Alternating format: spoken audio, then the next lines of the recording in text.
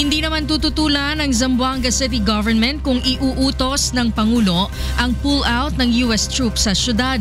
Ito ay sa kabila ng pag-amin na malaki ang naitutulong ng presensya ng mga sundalong Amerikano sa seguridad sa kanilang lugar. Narito ang hataw na balita ni Dante Amento.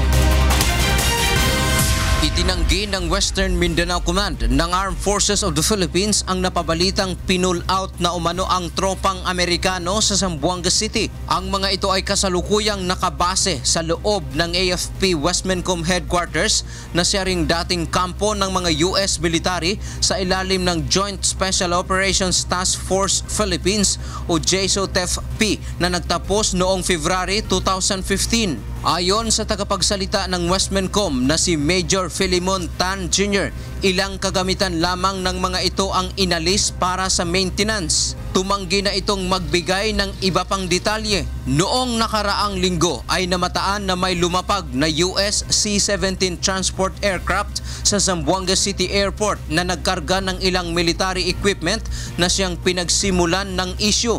Samantala, bagamat aminado na malaki ang tulong ng tropang Amerikano sa Zamboanga City, partikular na nang tangkain itong kubkubin ng Moro National Liberation Front noong 2013. Tiniyak ng Zamboanga City Government na buo ang magiging pagsunod nila kung anuman ang magiging direktiba ng Pangulo. Naman natin na over the years, malaki yung tinulong nila the aspect of security, training ng mga tropa ng Pilipinas, no? Not only the AFP but also the PNP.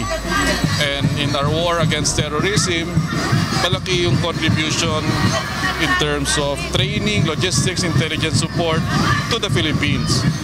We will support the decision of the President. If at all the policy becomes final that U.S. presence would be weeded out in Zamboanga, then we will have to support, we will have to close ranks behind the President.